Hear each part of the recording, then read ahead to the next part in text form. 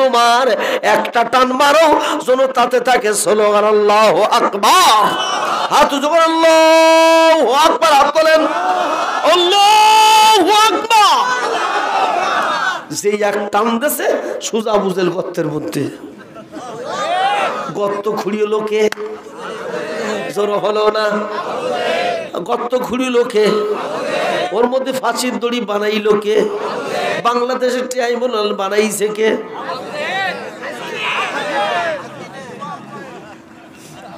বাংলাদেশের ট্রাইব্যুনাল বানাইছে কে? বড় বড় আলেম ওলামাদের ফাঁসি দিয়েছে কে? ও দড়ি বলো এখনো আছে না নাই? রেডি হও, গর্তে আবু জেহেল পড়েছে, বাংলাদেশের 90 আবু জেহেল গর্ত পড়েছে। এখন ট্রাইব্যুনালে মামলা জোড়া শুরু হয়েছে। আল্লাহু আকবার বলেন। ভাইরা আমার, বিশ্বনবী নবী কোন শিরোমণি তাকায় দেখে চাচা ঠিক গর্তের মধ্যে। বলে চাচা কি খবর? ওয়াজের মধ্যে ষড়যন্ত্র। বলে হ্যাঁ, তোমাকে মারার জন্য চেষ্টা করছিলাম, তুমি বুঝে ফেলেছো, তোমার মারতে পারলাম না। ওই গর্তের মধ্যে থেকে বলতেছো আবু লাহাব, তোর ভাতিজা মুহাম্মাদের জেলে ঢোকা, ওর জন্য আমি গর্তে পড়েছি। ওর গর্ত ঢোকা, ওর জেলে ঢোকা, জেলের মধ্যে ঢোকা, আবার তালা দিয়েছে। আর বলছে আবু জেহেল বলতেছে, ও আবু লাহাবরা, তাড়াতাড়ি যে ঝুড়ি কোদাল দিয়ে মাটি তুলেছিলি সেই ঝুড়ি আর দড়ি দিয়ে নিচে দে, আমি তোর পর উঠে বসি, আমার টান দিয়ে তুলিস। উপর দিক থেকে যখন নিচে দড়ি দিয়েছে, আল্লাহ বলছে, ও জিবরাইল, মাটিটা টিপ দিবি, মাটির ভিতরে চলতে থাকবে, যত দড়ি জোড়া দেবে তত গর্ত বেশি হবে।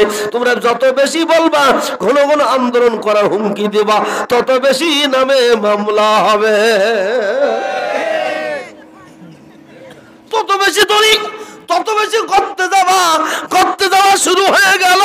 গর্ত যেতে যেতে 72 গাছ গর্ত হয়ে গেছে। নিচের দিকে যত দড়ি জোড়া দেয় তত নিচের দিকে যায়। তখন আবু জেহেল বলছে, ও আবু লাহাব, হবে না, যার জন্য গর্তে পড়েছি ওই হুজুরের লাগবে। এই জন্য যে দলের আমাদের মামলা দিয়া আলেম ওলামার ফাঁসির মঞ্চে ঝুলাইছো, এখনো সে আলেম ওলামার কাছে হাত পা ঝুলাই ধরো। ওই অন্য দল বাদ দাও, কোরআনের দলে যোগদান করো, আর নাইলে কিন্তু ক্ষমা না। বলে তাড়াতাড়ি মুহাম্মাদের ডাকো, আল্লাহ গর্ত থেকে বের হইতে পারবে না, সারা জীবন গর্তে কবর হইয়া যাবে। আবু লাহাব তালা খুলে আবু জেহেল যে কথা যে বলতেছে রসুলের কাছে, আবু লাহাব, মোহাম্মদ, রসুল বলছে, চাচা যে কি খবর? বলছে, তোমার চাচা প্রেসিডেন্ট আবু জেহেল তোমার একটু কল দিয়েছে। আল্লাহু আকবার বলবেন না? রেখেছে। রসুল বলছেন, চাচা চলেন যাই, দয়ার শরীর তো। এই জন্য আলেম ওলামারা যখন তখন প্রতিশোধ, নবীর এই আদর্শ আমাদেরকে মানতে হয়, ঠিক না বে ঠিক? আমার বক্তৃতা কিন্তু একটা পয়েন্টের উপরে মাত্র। কোন সূরা জোর হলো না? নাজিল হয়েছে কোন জায়গায়? সবাই জোরে বলে, নাজিল হয়েছে কোন জায়গায়? এখন আবু জেহেল আছে কোন জায়গায়? গর্তের মধ্যে। মন থাকবে তো কথা? সুজা রাসূলকে যখন ডাক দিছে, বিশ্বনবী তখন চলে গেছে। যেই বলছে, চাচা কি খবর? বলে, মুহাম্মদ, ভুল হয়ে গেছে, তোরে ভুয়া মামলা দিয়া আমারে ভুল হয়ে গেছে, তাড়াতাড়ি উঠা। রাসূল বলছে, চাচা এখন বলেন গর্তের মধ্য থেকে আমি ভুয়া না তুমি ভুয়া? তখন বলতেছে গর্তের মধ্যে, বল আমি ভুয়া না তুমি ভুয়া? কোরআন আসলে ভুয়া। বাংলাদেশে বলে দি, কোরআন হলো আসল। সব জিনিসের মধ্যে কিছু কিছু ভুয়া আছে, ত্রুটি আছে। সব কিতাবের মধ্যে কিছু ত্রুটি আছে, একটা কিতাবের মধ্যে কোনো ত্রুটি নাই, ভুয়া নাই। আসল কিতাব, যালিকাল কিতাবুল লা রাইবা ফি।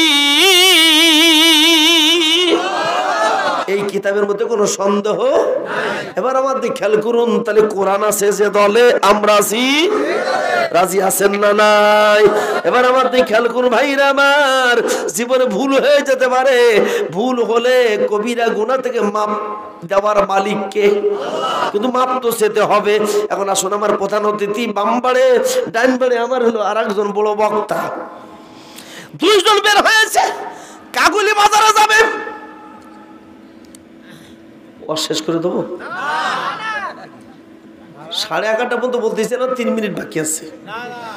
এই 3 মিনিট বড়ি বলবো বলবো বলবো বলবো কারা কারা শুনতে চান 2 হাত তুলে স্লোগানটা তো দেখি।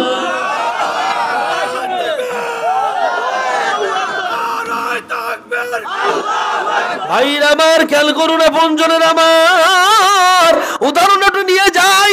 ছোটবেলায় আমার মা বলতেছে, বাবা মাদ্রাসায় যাবা যাবা, গাছ থেকে রস পড়ি ভাড়ে রেখি তাই যাও।